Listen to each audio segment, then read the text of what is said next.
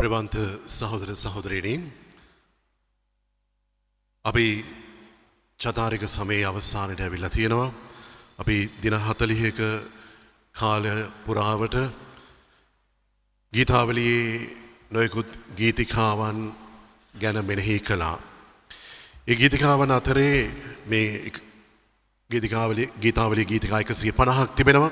එයින් ගීතිකා 7ක් පසුතැවිලිවීමේ ගීතිකා.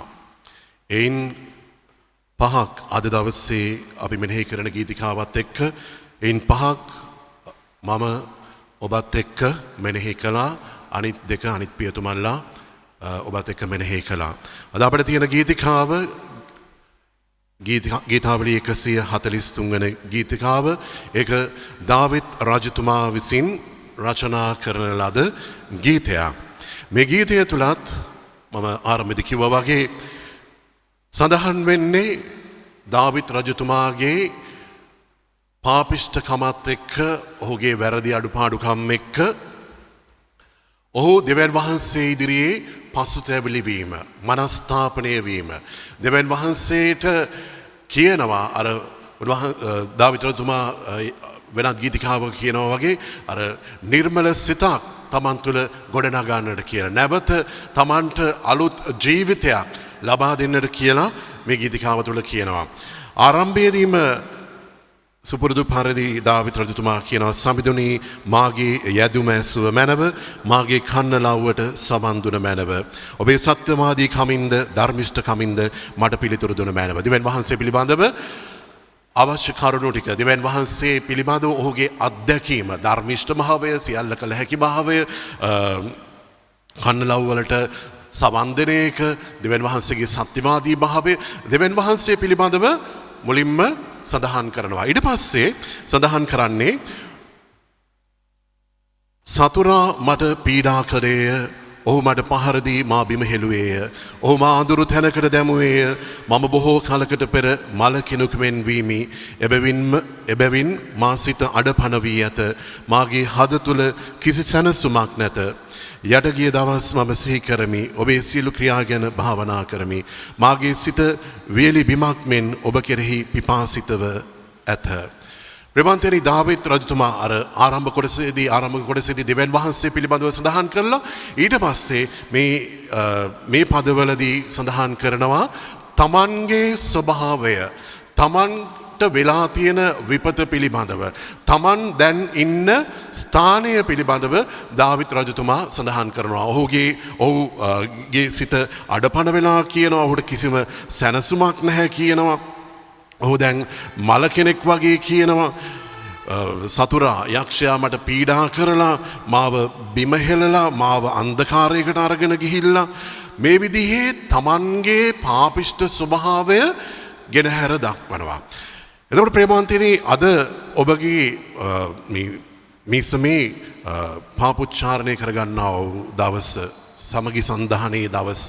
එතකොට මම ඔබට ආරාධනා කරනවා මේ මොහොතේ ඔබ කොහෙද ඉන්නේ? ඔබගේ ජීවිතේ දැන් දාවිත් රජතුමා කියනවා තමන්ගේ ස්වභාවය.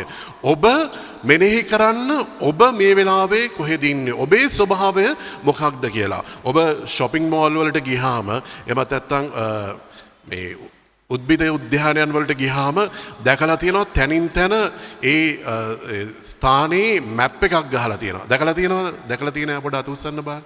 එහෙම මැප් එකක් ගහලා තියෙනවා. ඒ මැප් එක ගහලා ඒකේ යට සඳහන් කරලා තියෙනවා. හැබැයි මේ මැප් එකේ එක තැනක සඳහන් කරලා තියෙනවා මොනවාද? ඔබ සිටින්නේ මෙතන. ඔබ සිටින්නේ මෙතන කියලා. දැකලා තියෙනවද එහෙම? අර රතු පාට මාක් එකකින් ගහලා තියෙනවානේ. එතකොට අපිට හොයාගන්න පුළුවන් අපි ඒ භූමියේ එහෙමත් නැත්නම් ඒ shopping mall එකේ අපි ඉන්න තැන මොකක්ද කියලා. නේ? එතකොට අපි ඒ තැනට ගියාම එතන සඳහන් කරලා තියෙනවා මෙතන. අපි දන්නවා මේ අපි 3 වෙනි තට්ටුවේ මේ තැන ඉන්නේ. එහෙමත් නැත්නම් මේ උද්‍යානයේ මේ තැන ඉන්නේ කියන දේ අපි දන්නවා. එතකොට මම ඔබට ආරාධනා කරනවා ඔබ ඉන්න තැන ඔබ දන්නවාද කියලා මෙනෙහි කරන්නට කියලා. අපි දවස් 40ක කාලයක් මේ භක්ති අභ්‍යාසය තුළ ඉදිරියට ආවා, මේ ගමන ආවා. එතකොට මනස්ථාපනය පිළිබඳව පසුතැවිල්ල පිළිබඳව ගීතාවලිය ගීතිකා 6ක් එක්ක අපි මෙනෙහි කරා අපේ ජීවිතය ගැන. ඔබට දැන් මේ අවසානයේ අපි මේ ඉරිදා ගොබ්බිරිදා ඊට පස්සේ චුදෝ සතියට ඇතුල් වෙනවා. අපි දන්නවද අපි කොහෙද ඉන්නේ කියලා? දෙවියන් වහන්සේත් ඒ දෙයම උත්පත්තිපදයේ 3 වෙනි පරිච්ඡේදයේ 9 වෙනි වගන්තියේ ආදම්ගෙන් සහ ඒවගෙන් අහනවා. උන්වහන්සේ අහනවා ඔබ කොහෙද?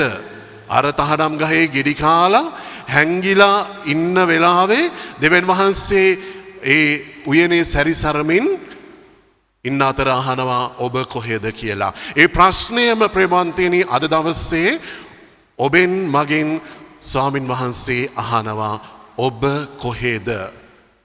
එතකොට අපි පොඩ්ඩක් තැති ගැන්විලා උත්තර දෙන්න ඕනේ මම කොහෙද කියන දේ. මම කොහෙද ඉන්නේ කියන දෙයට දේ උත්තර දෙන්න ඕනේ. එතකොට මම මගේ ජීවිතය තුළ කොතරම් දුරට ධර්මිෂ්ඨකම තුළ ජීවත් වෙනවාද? එහෙමත් නැත්නම් දෙවියන් වහන්සේගෙන් ඈත් වෙලා මම කොතරම් දුරට අධර්මිෂ්ඨකම තුළ පාපය තුළ අන්ධකාරය තුළ මම ජීවත් වෙනවාද? අන්නේ දෙය අපි මෙනෙහි කරන්නට ඕනේ මේ වෙලාවේ. මම ඉන්න තැන කොහෙද කියලා. මම ඉන්න තැන දන්නේ නැතුව මම මොනවද කරන්න කියන දේ පිළිබඳව දන්නේ නැතුව ප්‍රේමවන්තයනි අපිට බෑ මනස්ථාපනයකට යන්නට. පසුතැවිල්ලක් තුළ පාප උච්චාරණය කරගන්නට අපිට යන්නට බෑ. දෙවියන් වහන්සේ බලාපොරොත්තු වෙනවා අපි අපේ පාපය තුළ අපේ පාපය ගැන මෙනෙහි කරලා ඒ පාපය පිළි අරගෙන උන්වහන්සේ වෙතට ඒවි කියලා. දාවිත් රජතුමා සඳහන් කරනවා මෙම ගීතය තුළ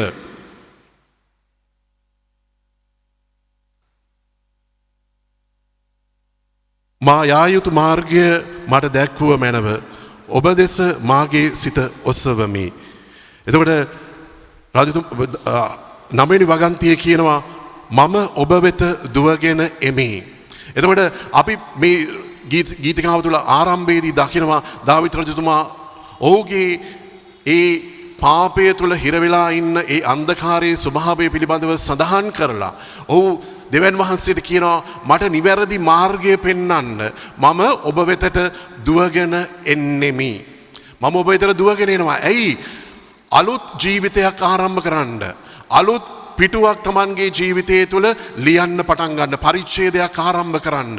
ඔහුට අවශ්‍යතාවය ඉස්මතු වෙනවා. ඇයි? අන්ධකාරය තුළ දැන් ජීවත් වෙන්නේ. පාපය තුළ අතරමං වෙලා ඉන්නේ. ඔහුට අවශ්‍ය වෙනවා නිවැරදි මාර්ගයට යන්නට. ඒ මාර්ගයට යන්නට ඔහු කියනවා මම දුවගෙන ඔබ වෙතට එන්නම්. ඔබ වෙත දුවගෙන එන්නම්. අපි දේවචනය මෙනෙහි කරද්දී දකිනවා දෙවියන් වහන්සේ නොයෙකුත් අවස්ථාවන් වල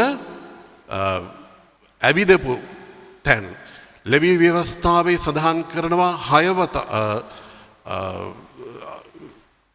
සඳහන් කරනවා ලෙවී ව්‍යවස්ථාවේ සහ ද්විතීය නීති සංග්‍රහයේ සඳහන් කරනවා ඊශ්‍රායල් ජනතාවගේ කූඩාරම් අතර දෙවියන් වහන්සේ සැරිසරුවා කියලා ඇවිද්දා කියලා. උන්වහන්සේ ලෝක ආරම්භයේදී මැවීමේදී අපි දකිනවා උපතිපදයේ 1 වෙනි පරිච්ඡේදයේ දේවානුභාවය මේ හිස් භූමිය තුල සැරිසරුවා කියලා. ඒතකම නව කිවිසුමට ආපුවාම අපි දකිනවා ක්‍රිස්තුන් වහන්සේ මුහුද මත ඇවිද්දා.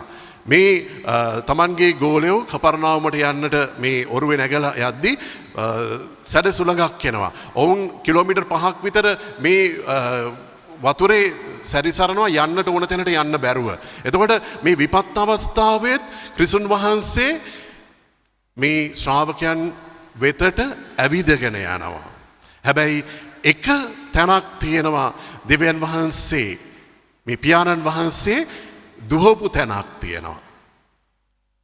දන්නවද කොහෙද දිව්වේ කියලා? කොහෙද දිව්වේ? ක්‍රිස්තුන් වහන්සේ අකීකරු පුත්‍රයාගේ උපමාව ගැන කියද්දී ඒ පුතා තමන්ගේ හැම දෙයක්ම නාස්ති කරගෙන හරි සිහි කල්පනාවට ඇවිල්ලා තමන්ගේ පියා වෙතට එනකොට අර දාවිත් රජතුමා කියනවා වගේ මම ඔබ වෙතට එමි කියලා. මේ පුත්‍රයා තාත්තා වෙතට එද්දී මොකක්ද වෙන්නේ? ඒ තාත්තා උඹ එනවද කියලා එක තැන රැඳිලා හිටියාද? එහෙමත් නැත්නම් නිකන් ඇවිදගෙන ගියාද? මොකක්ද වෙන්නේ? පුතා එනවා දැකලා මේ තාත්තා දුවනවා. මේ උපමාව තුළ දෙවියන් වහන්සේව තමයි මේ තාත්තට සමාන කරන්නේ. ඒ පෞකාර පුතාට තමයි අපිව සමාන කරන්නේ. එතකොට මේ පුතා මේ තාත්තා වෙතට එද්දී හරි සිහි කල්පනාවට ඇවිල්ලා තාත්තා මොකද කරන්නේ? ඒ පුතා වෙතට දුවනවා. එකම අවස්ථාව දෙවියන් වහන්සේ දුවපු පෞකාරයෙක් උන්වහන්සේ වෙතට එද්දී උන්වහන්සේ ඊටමත් උනන්දුවෙන් උවමනාවෙන් ආසාවෙන් ආදරයෙන් කරුණාවෙන් ඒ පෞකාරයා වෙතට දුවනවා. දුවලා මොකද ඒ තාත්තා කරේ? ඒ පුතාව සිප වැළඳ ගන්නවා ආදරයෙන්. ඔහුව සිඹිනවා. පුතා කොච්චර පව් කරලා ගඳ ගහන තැනක ඒ ඌරු කොටුවේ ඉඳලා ආවත් තාත්තා ඔහුව සිප වැළඳ ගන්නවා. එතකොට දේව තාත්තා ප්‍රේමවන්තයනි අර මම කිව්ව පළවෙනි කාරණය අපි දැනගන්නට ඕනේ අපි ඉන්න තැන මොකක්ද කියලා. අපි හරි සිහි කල්පනාවට එන්නට ඕනේ අපි මොනවද කරන්නේ කියලා. ඒක දැනගෙන අපි දේව තාත්තා වෙතට යන්නට ඕනේ. උන්වහන්සේ අපි වෙනුවෙන් දුවගෙන එනවා අපිව පිළිගන්න. අපි වෙනුවෙන් දුවගෙන එනවා අපිව පිළිගන්න. ප්‍රේමවන්ත සහෝදර සහෝදරිනි, ඇයි එහෙම දෙවියන් වහන්සේ අපිව දුවගෙන ඇවිල්ලා පිළිගන්නේ? ක්‍රිස්තුන් වහන්සේ කියනවා මතෙව්ස් සුභාරංචියේ මාගේ පියාණන් වහන්සේ සර්ව සම්පූර්ණ වන බැවින් ඔබත් සර්ව සම්පූර්ණ වන්න. ලෙවි ව්‍යවස්ථාවේ 6 වතාවක් සඳහන් කරනවා දෙවියන් ශුද්ධ වූ දෙවියන් වහන්සේ ඔබත් ශුද්ධවන්ත වෙන්න මං වගේ. එතකොට පේදුරුතුමා විසින් ලියන ලද පළවෙනි ලිපියේ සඳහන් කරනවා මේ දෙවියන් වහන්සේ ශුද්ධවන්තයි ඔබත් ශුද්ධවන්ත වෙන්න. ඒ ශුද්ධවන්ත භාවය අප තුළ නැවත ස්ථාපිත කරන්න තමයි දේව තාත්තා අප වෙතට දුවගෙන එන්නේ. ජේසු තමන් තෝරගත්ත ගෝලයන්ව අර අමාරුවේ වැටලා හිටපු වෙලාවේ දුවගෙන යන්නේ නැහැ බේරගන්න. ඇවිදගෙන යන්නේ. හැබැයි අපි පාපය හැරදාලා මනස්ථාපනය වෙලා උන්වහන්සේ වෙතට එද්දී උන්වහන්සේ අප වෙතට දුවගෙන එනවා. එච්චර ආදරයක්, එච්චර අපිට ලොකු වටිනාකමක් දෙවියන් වහන්සේ දීලා තියෙනවා.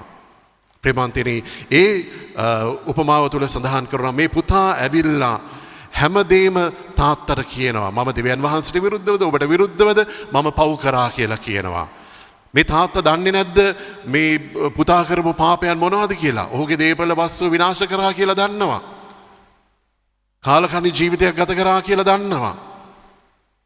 හැබැයි මේ පුතා ඒ වචන ටික තාත්තට කියනවා. ජේසු දන්නවා අපි කරන්නේ මොනවද කියලා. අපි මොනවද හිතන්නේ කියලා, මම මොනවද කතා කරන්නේ කියලා දන්නවා. ඒ නිසා තමයි අර සමාරිය ස්ත්‍රියකින් අර ලිද ළඟදී ඇයට කියන්නේ ගිහලා ඔබගේ ස්වාමි පුරුෂයාව අරගෙන එන්න. එතකොට ඇය කියනවා මට ස්වාමි පුරුෂයෙක් නැහැ. ඔව් ඔබට ස්වාමි පුරුෂයෙක්, එක ස්වාමි පුරුෂයෙක් නැහැ. ඔබට ඉන්නවා 5 දෙනෙක්. දැන් ඉන්න එක්කෙනත් 6 වෙනියා එයත් ඔබගේ නෙමෙයි. ඒකට අර කාන්තාව බොරුවක් කියද්දි මට ස්වාමි පුරුෂයෙක් නැහැ කියලා ජේසු දැනගෙන හිටියා. ස්වාමි පුරුෂයාව එක්කගෙන එන්න කියලා කියන්නේ උන්වහන්සේ නොදැනුවත්ව නෙමෙයි. උන්වහන්සේ අන්තිම රාත්‍රී භෝජනයේදී කියනවා ඔබ අතරින් යමෙක් මාව පාවලා දෙනවා කියලා. ජුදාස් ඇවිල්ලා උන්වහන්සේව සිපගද්දී අහනවා ඔබ මාව සිඹිමින් පාවා දෙන්නේද කියලා. පේදුරුතුමා චණ්ඩියාවගේ කතා කරද්දී උන්වහන්සේත් එක්ක ඉන්නවා කියලා කියද්දී උන්වහන්සේ කියනවා පේදුරු ඔබ මාව 3 පාරක් දන්නේ නැහැ කියලා ප්‍රතික්ෂේප කරනවා. උන්වහන්සේ අපේ හදවත දන්නවා. අපි කරන්නේ මොනවද කියන දේ දන්නවා. අපි රහසිගතව එක එක්කෙනාට හොරෙන් ස්වාමි පුරුෂයාට භාර්යාවට හොරෙන් දරුවන්ට දෙමව්පියන්ට හොරෙන් අපි දේවල් කරනවා ඇති. හැබැයි ਸਰබලධාරී දෙවියන් වහන්සේ ඒ හැම පාපයක්ම අපි කරන යහපතක්ම හැම දෙයක්ම උන්වහන්සේ දන්නවා, උන්වහන්සේ දකිනවා. හැබැයි අර පුතා තාත්තට ඇවිල්ලා තමන්ගේ පව් ටික තමන්ගේ වැරදි ටික කිව්වා වගේ අපිත් දෙවියන් වහන්සේට ඒ වැරදි ටික කියන්න ඕනේ. දාවිත් රජතුමා ඔහු සැබවින්ම දන්නවා දෙවියන් වහන්සේ ඔහුව තෝරගත්තා. ඔහුගේ පාපය, ඔහුගේ යහපත, ඔහුගේ හැකියාවන්, ඔහුගේ බලය දෙවියන් වහන්සේ දන්නවා. නමුත් මෙන්න දාවිත් රජතුමා තමන්ගේ ඒ දුර්වලතාවය, තමන්ගේ අන්ධකාර ස්වභාවය හැම දෙයක්ම දෙවියන් වහන්සේට කියනවා. අපි මේ දෙවියන් වහන්සේට මේ දේවල් කියලා අපගේ පව් වලින් නිදහස් වුණාම අර පුරාණ ගිවිසුම පුරාවටම අපිට ඇහෙන්න ලැබුණු ඒ ශුද්ධවන්ත භාවය, දෙවියන්ගෙන් ශුද්ධවන්ත භාවය අප තුළ ගොඩනගා ගන්නට පුළුවන්. ක්‍රිස්තුන් වහන්සේ අපෙන් බලාපොරොත්තු වෙන සර්ව සම්පූර්ණ භාවය දෙවියන් වහන්සේෙන් අප තුළ ගොඩනගා ගන්නට පුළුවන්. එතකොට ප්‍රේමාන්තයනි, අද දවසේ විශේෂයෙන්ම ඔබ ඉන්න තැන, ඔබ කරන කියන දේවල් පිළිබඳව මෙනෙහි කරන්න. මම මේ චතාරික කාලය තුළ, මේ වරප්‍රසාදීය කාලය තුළ මම පුරුද්දක් ඇති කරගත්තද බොරු නොකිය ඉන්න, වංචා නොකර ඉන්න, අනිත් අය ගැන කේලම් නොකිය ඉන්න, විනිශ්චය නොකර ඉන්න, විවේචනය නොකර ඉන්න, චරිත ඝාතනය නොකර ඉන්න මම තීරණය කරාද? එහෙම නැත්නම් තාමත් ඒ පුරුදු තුල මම ඉන්නවාද? මේ කාලය තුල මම පුරුදු වුණාද ආත්මාර්ථකාමී නොවි ත්‍යාගශීලී වෙන්න, දයාවන්ත වෙන්න, අනිත් අයට කරුණාවන්ත වෙන්න? මට ලොකු වැරදි කරලා තියෙන්න පුළුවන්, මට අසාධාරණකම් කරලා තියෙන්න පුළුවන්. මම ඒ අයට සමාව දෙන්න පුරුද්දක් ඇති කරගත්තද? අවුරුදු ගානක් තිස්සේ හිතේ පැහැව තියෙන ඒ සමාව දෙන්න බැරිකම මම අතහැරියද? තාමත් මට සමාව දෙන්න බැරි මගේ අම්මා තාත්තා ඉන්නවද? ස්වාමි පුරුෂයා භාර්යාව ඉන්නවද? දරුවෝ ඉන්නවද? මගේ අසල්වාසීන් ඉන්නවද? මගේ සේවය කරන තැන අය ඉන්නවද? නෑදෑයෝ ඉන්නවද? සිහිපත් කරන්න. අපි කරන නොකරන ඒ දෙආකාරයෙන්ම අපි පෞකාරයන් බවට පත් වෙනවා. අපි ඒක මෙහෙණෙහි කරා. එතකොට ප්‍රේමාන්ත සහෝදර සහෝදරිනි, අපි මේ ඉන්න තැන ප්‍රථමයෙන්ම දැනගමු. ඒ අපගේ පාප පොදිය අරගෙන අපි දෙවියන් වහන්සේ වෙතට අර දාවිත් රජතුමා කියන වගේ දුවගෙන යමු. නිවැරදි මාර්ගය හොයාගන්න අපි උන්වහන්සේ වෙතට යමු. උන්වහන්සේ අපිව ආදරෙන් පිළිගන්න බලාගෙන ඉන්නවා. අපි මේ පව් පොදිය කරගහගෙන ඉන්න තාක්කල් ඒක අපිට බරක්. අපි බොරු කියපුවම, වංචා කරපුවාම අපි හෘද සාක්ෂිය කතා කරනවා. අපි පාපයක් කරපුවාම අපිට රැට ඒ පාපය කරලා නිදාගන්න බෑ. මම දවසක් කිව්වා අපිට එහෙම ඉන්න බැරි ඇයි කියලා. ජේසුස් අපිව ගලවගත්තේ මේ කුරුසියේ ලොකු මිලක් ගෙවලා.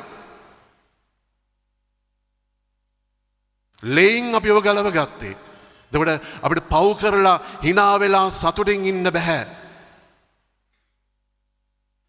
එතකොට අපි පාපය දෙවියන් වහන්සේ ඉදිරියේ හලන්නට ඕනේ. මට මතකයි මම ඉස්කෝලේ යන කාලේ ඒ කඳාන ස්ටේෂන් එකෙන් බැහැලා ඉස්කෝලේට යන්න කිලෝමීටරයකට ආසන්න දුරක් තියෙනවා. ඉතින් ඒ බෑග් එකේ බර පොදිය කරගහගෙන ඒ දුර ඇවිදගෙන යනවා ඉස්කෝලේට. ඒ ගිහිල්ලා ඒ බෑග් එක ගලවලා ඩෙස්ක් එක උඩින් තිබ්බහම අම්මෝ හරි සැනසීමක් දැනෙනවා. මෙහෙම උරහිස් දෙක අකුලගෙන ගිහිල්ලා බෑග් එක බිම තිබ්බහම උරහිස් දෙක නිදහස් කරගන්නවා. අන්න ඒ වගේ තමයි අද දවසේ අපගේ මේ මොරටු දිසාවේ පියතුමල්ලට ඥානකාන්තියක් තිබුණා. ඒක අවසානයේදී අපි පාපොච්චාරණය කරා. ඒ පාපොච්චාරණය කරපුවාම දැනෙන සතුට, ඒ බරපොදියේ නිදහස් වීමේ සැහැල්ලුව වෙන මොනවා කරලවත් ලබා ගන්න බෑ. අපි මේ කරපින්නාගෙන යන අපගේ ඒ පාපේ බර අපි ස්වාමීන් වහන්සේ පාමුල තියන්නට ඕනේ. උන්වහන්සේ කවදාවත් පෞකාරයව ප්‍රතික්ෂේප කරන්නේ අපි පාපය අරගෙන උන්වහන්සේ වෙතට යද්දී උන්වහන්සේ අපිව ප්‍රතික්ෂේප කරන්නේ නැහැ. ඒ උන්වහන්සේ ධර්මිෂ්ඨ නිසා, ඒ උන්වහන්සේ අපිට ආදරය නිසා, ඒ උන්වහන්සේට අපිව වටින නිසා. ඒ නිසාමනේ ක්‍රිස්තුන් වහන්සේ කියන්නේ මට දෙවියන් වහන්සේ ලබා දුන්නා වූ ඒ හැම කෙනෙකුවම, ඒ ලබා දුන්නා වූ කිසි කෙනෙකුව නැතිව කරගන්නේ නැතුව හැම කෙනාම අවසාන දවසේදී උත්ථාන කිරීමයි දෙවියන් වහන්සේගේ කැමැත්ත කියලා. ඒක කරන්නයි මම ආවේ කියලා ඒකයි ජේසුස් කියන්නේ ජෝම් සුභාරංචිය තුල. එතකොට උන්වහන්සේ අපිව ආදරෙන් පිළිගන්නවා, වැළඳ ගන්නවා. උන්වහන්සේ පාපය ප්‍රතික්ෂේප කරනවා. පාපය ප්‍රතික්ෂේප කරනවා. ඒ නිසා තමයි අර පෞකාර ස්ත්‍රියට කිව්වේ ඔබ පිට යමෙක් වරද තැබුවාද? නැහැ ස්වාමිනී කිව්වම යන්න මමත් ඔබ පිට වරද නොතබමි. නැවත පව් කරන්නට එපා කියලා. පාපය ප්‍රතික්ෂේප කරනවා, පෞකාරය ප්‍රතික්ෂේප කරන්නේ නැහැ. ඒ නිසා දෙවියන් වහන්සේ අපිව ආදරෙන් බලාපොරොත්තු වෙනවා අපගේ පාපයන්ගෙන් නිදහස් වෙලා අලුත් ජීවිතයක් අප තුළ ගොඩනගා ගනීවි කියලා. මේ ක්‍රිස්තුන් වහන්සේ අප වෙනුවෙන් හෙළපු ලේට අපි සාධාරණයක් ඉෂ්ට කරાવી කියලා උන්වහන්සේ බලාපොරොත්තු වෙනවා. අපගේ පාපයන්ගෙන් අපි නිදහස ලබන්නට ඕනේ. ප්‍රේමන්ත සහෝදර සහෝදරිනි, නව ගිවිසුම තුළ පාපොච්චාරණය පිළිබඳව සඳහන් කරනවා ජාකෝබ් ලිපියේ 4 වන පරිච්ඡේදයේ 4 වන වගන්තියේ සිට 8 වන වගන්තිය දක්වා දෙවියන් වහන්සේට ලංවන්න. එවිට දෙවියන් වහන්සේ ඔබට ලංවනසේක. අර මම කිව්ව දෙය, අර පාපී ඒ පුත්‍රයා කරපු දෙය නේ. දෙවියන් තාත්තා වෙතට ඇදී ගියා. ඒ පියා ඒ පුතා වෙතට දුහගෙන ගියා. දෙවියන් වහන්සේ ඔබට ලංවනසේක. පෞකාරේනි ඔබගේ අත් පවිත්‍ර කරගන්න, දෙසිත් ඇත්තෙනි ඔබගේ සිත් පිරිසිදු කරගන්න. දුක් වන්න, ශෝක වන්න, හඬා වැළපෙන්න. ඔබගේ සිනහව හැඬීමටත් ඔබගේ ප්‍රීතිය දුකටත් හැරේවා. අර මම කිව්වා වගේ අපි පාපය එන්ජොයි කරන්න හොඳ නෑ. අර උත්පත්ති පොතේ සඳහන් කරනවා අපි කලින් මෙනෙහි කරා එක නේ. ඇසට හරි රමණීයයි, දිවට ප්‍රණීතයි. අපි පාපය එන්ජොයි කරනවා. පාපයේ සිනහවෙන් සතුටින් අපි භුක්ති විඳිනවා කියනවා. ඒ සිනහව හැඬීමටත් ඒ ප්‍රීතිය දුකටත් හරව ගන්න. අපි කරන්නේ වැරද්දක් කියන දේ, ඒ බරපතලකම තේරුම් ගන්න. ඒ තුල ජීවිතේ වෙනස් කරගන්න. ඊළඟට ජෝම් තුමාගේ ලිපියේ පළවන පරිච්ඡේදයේ පළමුණු ලිපියේ පළවන පරිච්ඡේදයේ 9 වන වගන්තියේ සඳහන් කරනවා එහෙත් අපි පාපොච්චාරණය කරමු නම් විශ්වාසවන්ත වූද ධර්මිෂ්ඨ වූද දෙවියන් වහන්සේ සියලු පාපවලින්ද අදමිදුකම් වලින්ද අප පවිත්‍ර කරනසේක. විශ්වාසවන්ත වූද ධර්මිෂ්ඨ වූද දෙවියන් වහන්සේ සියලු පාපවලින් අප පවිත්‍ර කරනවා. දාවිත් ආරම්භයේදී 143 වෙනි ගීතිකාව තුළ කිව්වේ අන්නේ දෙය. ධර්මිෂ්ඨ දෙවියන් වහන්සේ කියලා ඔහු අමතනවා. එතකම ලෙවි ව්‍යවස්ථාවේ 5 වන පරිච්ඡේදයේ 5 වන වගන්තියේ සඳහන් කරනවා. ඉහත දැක් වූ කරුණ වලින් එකක් ගැන යමෙකු වරදකරුවෙකු වූ කල ඔහු තමා කළ පාපය උච්චාරණය කළ යුතුය. තවද ඔහු තමා වරදකරුවෙකු කළ පාපය වෙනුවට සමිදානන් වහන්සේ වෙත වන්දි ගෙවීමේ පූජාවක් පිණිස රැළෙන් ගැහැණු සතෙකු වන එළු පැටියෙකු හෝ බැඩළු පැටියෙකු හෝ ගෙනා යුතුය. පූජකවරයාද ඔහු කළ පාපයට සමාව අයදිනු ඇත. එතකොට ප්‍රේමන්ත සහෝදර සහෝදරියනි, අද දවසේ අපි මේ පාපොච්චාරණයේ සක්‍රමේන්තු තුල දෙවියන් වහන්සේට අපගේ පාපයන් ඔප්පු කරන්නට යනවා. උන්වහන්සේ පාමුල අපගේ පාපය හලන්නට යනවා. අපි අන්ධකාරයෙන් එළියට එන්නට යන්නේ මේ පාපොච්චාරණයේ මේ සක්‍රමේන්තුව තුලයි. මේ සක්‍රමේන්තුව තුලයි. ඉතින් ඒ සක්‍රමේන්තුව ලබා ගැනීමට අපි ඊටමත් ඕමනාවෙන් ඕනෑකමින් සූදානම් වෙමු. දෙවියන් වහන්සේගේ අර ප්‍රශ්නයට අපි පිළිතුරු දෙමු. ඔබ කොහෙද? අර ඒ දනුවේදී උන්වහන්සේ අහන ප්‍රශ්නය ඔබ කොහෙද? ඒ ප්‍රශ්නයට අපිට අවංකව නිවැරදිව පිළිතුරු දෙන්නට පුළුවන් නම් ඒ පිළිතුර අරගෙන යන්න පියතුමෙකු ළඟට ඔබගේ පාපොච්චාරණය කරගන්න. ඒ සක්‍රමේන්තුව තුළ ඒ නිදහස, අර දාවිත් රජතුමා බලාපොරොත්තු වෙන ඒ නිර්මල සිත නැවත ඔබ ගොඩනගා ගන්න. ඒ තුළ ජීවිතය අලුතෙන් ආරම්භ කරන්න. දෙවියන් වහන්සේ අප හැම කෙනෙකුටම ඉතාමත් ආදරෙයි. උන්වහන්සේ අපිව මොන පාපය කරලා ආවත් උන්වහන්සේ අපිව පිළිගන්නවා. උන්වහන්සේ අපිව ඒ පාපයෙන් නිදහස් කරනවා. ඒ අත්දැකීමට අද දවසේ අපි ඇතුළු වෙමු.